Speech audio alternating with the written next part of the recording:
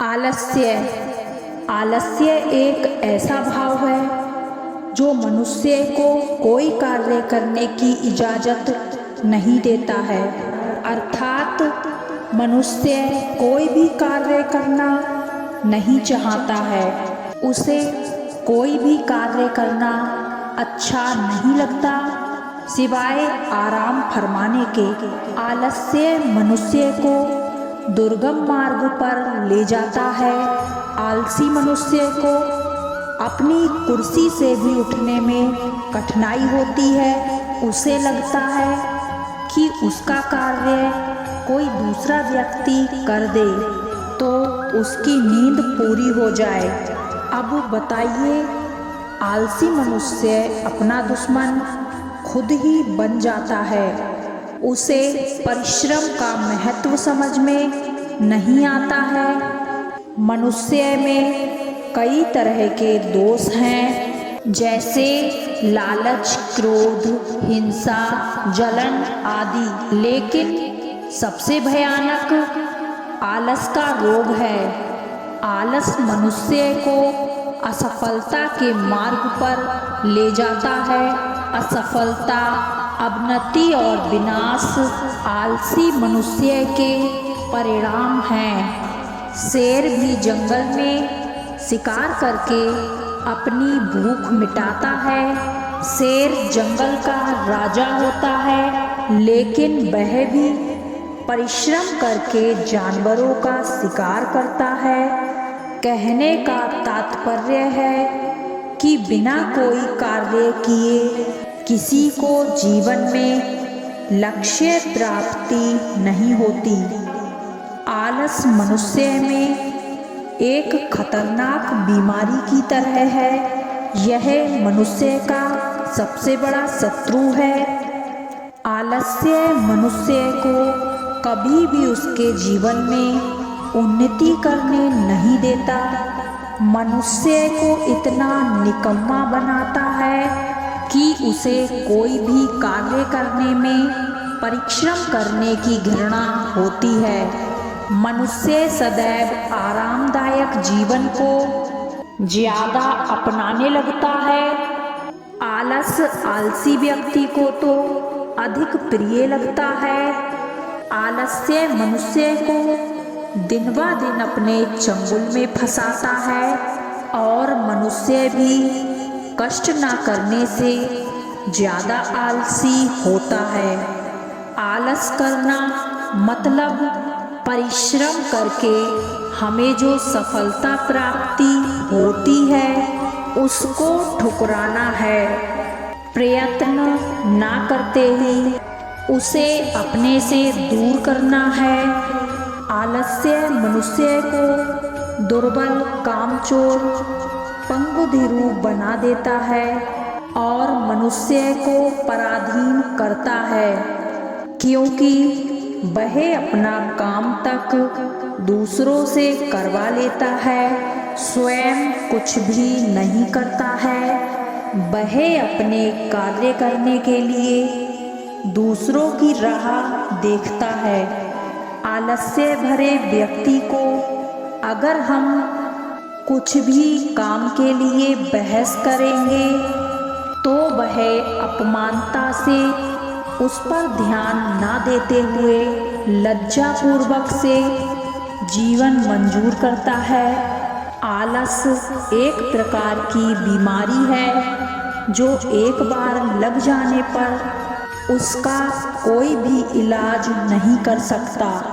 आलसी व्यक्ति सदा दुखी रहता है। आलसी व्यक्ति के जीवन में आलस के कारण ही अंधेरा छाता है, जो अपने नसीब को ही कोसता रहता है। हमें अपने काम खुद करने चाहिए। आलस को अपने अच्छे जीवन के लिए दूर करना चाहिए। हमारा भाग्य हम खुद लिख सकते हैं। अटल बनाकर हमें हमारे भाग्य को काम से ही जगाना होगा। आलसी व्यक्ति अपना भरोसा भाग्य पर छोड़ते हैं।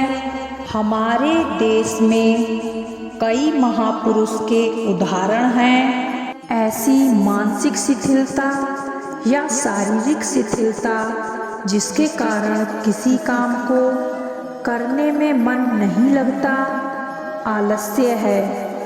कार्य करने में अनुत्साह आलस्य है। सुस्ती और काहिली इसके पर्याय हैं। संतोष की यह जननी है जो मानवीय प्रगति में बाधक है। वस्तुतः यह ऐसा राजरोग है जिसका रोगी कभी नहीं संभलता। असफलता, पराजय और विनाश आलस्य के अवश्यंभावी परिणाम हैं। आलसियों का सबसे बड़ा सहारा भाग्य होता है। उन लोगों का तर्क होता है कि होगा वही जो राम रुचि रखा। प्रत्येक कार्य को भाग्य के भरोसे छोड़कर आलसी व्यक्ति परिश्रम से दूर भागता है। इस पलायनवादी प्रवृत्ति के कारण आलसियों को जीवन में सफलता नहीं मिल पाती। वस्तुतः आलस में सफलता में 36 का आंकड़ा रहता है। भाग्य और परिश्रम के संबंध में विचार व्यक्त करते हुए सभी विचारकों ने परिश्रम के महत्व को स्वीकार किया है और भाग्य का आश्रय लेने वालों को मूर्ख और कायर बताया है। बिना परिश्रम के तो शेर को भी आहार नहीं मिल सकता। यदि वह आलस में पड़ा रहे तो भूखा ही मर जाएगा। आलस्य की भर्त्सना सभी विद्वानों, संतों, महात्माओं और महापुरुषों ने की है।